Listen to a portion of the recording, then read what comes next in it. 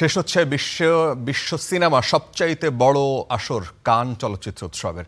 আজকে রাতেই পর্দা নামছে এবারের আসরের সমাপনী দিনের খবর জানাতে ফ্রান্সের কান শহর থেকে আমাদের সাথে যুক্ত হবেন সহকর্মী আল কাসিরকে দেখা যাচ্ছে। আল কাসির, একটা জিনিস বলবেন যে এই যে আপনাকে খুব সাদামাটা একটা পোশাকে দেখা যাচ্ছে, রেড কার্পেটে যখন নায়ক নায়িকারা জমজমাট পোশাক পরে হাঁটেন, সাংবাদিকদের নিশ্চয়ই এরকম কোনো পোশাক কোড নাই।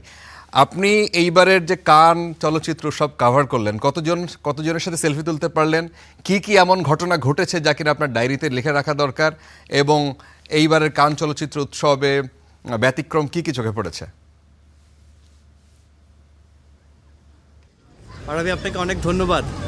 আমি একটু যোগ করে বলি আপনার সাথে, লাল গালিচায় তারকারা যেমন বাহারি রকমের পোশাকে হাঁটেন, ঠিক তেমনি লাল গালিচা যারা কভার করেন, এটা বিশেষত ফটোগ্রাফারদের জন্য। এখানে আসলে রিপোর্টারদেরকে কোনোভাবে কোনো অ্যাক্সেস দেওয়া হয় না।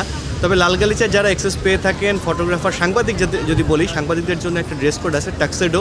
সেই টাক্সেডোটা পরে তারা লাল গালিচা কভার করেন। আমিও একটা টাক্সেডো নিয়ে এসেছিলাম, কিন্তু দুর্ভাগ্যজনক হলেও সত্য, লাল গালিচার অ্যাক্সেস আমি পাইনি। Are you ready to connect to a perfect journey with Turkish Airlines? To connect to a journey that's perfect because of you. আশা করছি কোনো না কোনো সময় স্টার নিউজের হয়ে রেড কার্পেট কভার করব।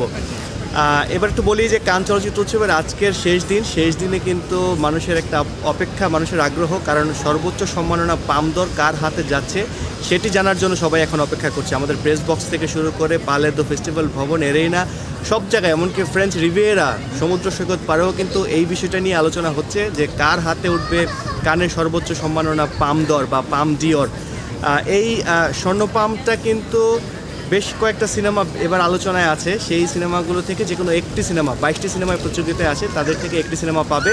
এবং আজকে স্থানীয় সময় সন্ধ্যা 7:30টায় সেই সমাপনী আসর বসবে, বাংলাদেশ সময় রাত 11:30টায়, যেটা আমরা বলে থাকি। এবং কার হাতে উঠছে সর্বোচ্চ সম্মাননা, এটি জানতে হলে আমাদেরকে 1টা, 1:30টা বা রাত 2টা পর্যন্ত অপেক্ষা করতে হবে।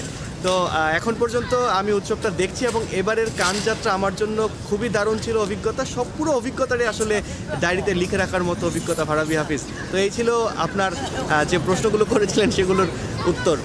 অনেক ধন্যবাদ। এনজয় করেছেন এটা বোঝা যাচ্ছে, কিন্তু সাদামাটা সেই একই রকম রয়ে গেছেন এবং কিছুটা সুন্দর হয়েছেন বোঝা যাচ্ছে। অনেক ধন্যবাদ।